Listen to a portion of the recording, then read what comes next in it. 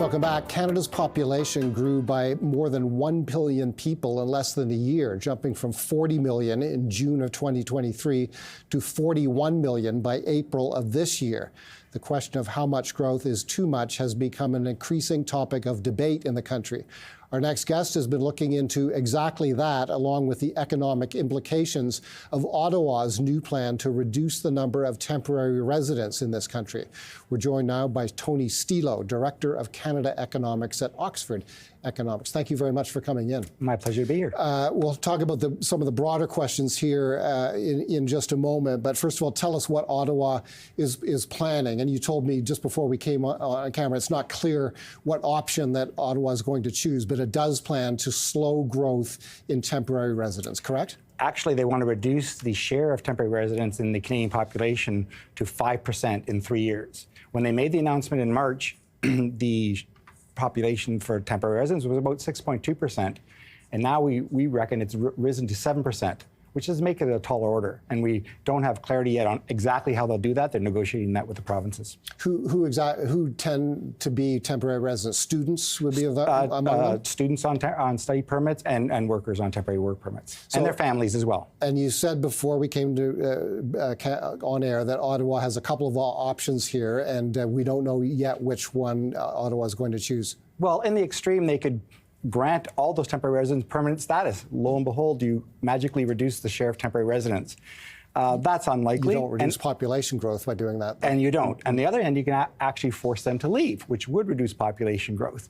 And what we're thinking is they're going to take a middle approach and grant a portion of them. We estimate 800,000 people would have to be out of the temporary resident ranks, and 300,000 of those we think they might get permanent residency status to. That'll pose them a communication and a political challenge because they'll have to raise their official immigration targets to be released next November, which for the first time will include targets not just for permanent residents, but temporary as well. We need immigrants and new Canadians to supply our economy with labor and expertise, to produce the economic growth that we need to maintain our living standard in this country. But it seems to be a very difficult question to arrive at what pace of growth is the appropriate rate of growth. Would you agree with that? I do. It's been too rapid. And we've seen strains. We all know about the strains in housing already. So this exacerbated that, particularly in the rental side of the market. And incorporating them into the economy where you have pressures on our public infrastructure, education, health and the like. You would agree that population growth has exceeded our capacity to serve people in the healthcare system, serve people in the education system. Would you agree those systems are understrained? I agree with that because there's already criticism that we may be underserving our current population, let alone the extras. Right. Yeah. So how do we grapple with the question of how much is the appropriate rate of population growth? That is a really good question. I think the bottom line is it's less. We do need immigration, and we expect immigration to be a key part of our growth in our population over the longer term. But the idea of having them come in so rapidly in kind of an unaccounted for way, it was a problem. And what actually has happened so far, the surge in population has actually loosened our labor market.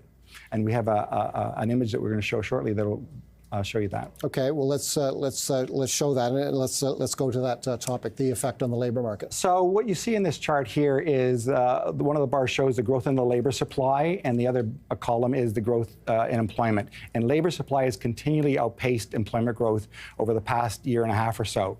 We're saying even if that continues, modest employment growth with much stronger labor supply growth, the unemployment rate has risen, and it's risen from about 5% a year and a half ago to 6.4%, the latest numbers. We think it's going to approach 7% by the end of the year, even with modest job gains. Our own view, if we're right, it's actually going to surpass 7% because we think we're in for a little rough patch. You also say that that if we do achieve weaker working age population growth by restricting immigration, that will have a negative effect on economic output compared to current expectations. That's right. So the plan that the government has to reduce temporary resident share to 5%, we've looked at that, and we're now projecting population growth to slow dramatically from the numbers you talked about a moment ago, which was 3% growth year on year the past 2 years, to basically less than 1%, 0.8% growth in the next 3 years. And that's about half of what we were expecting you translate that into the economy, we're taking about 3/10 off of our economic growth in each of those years.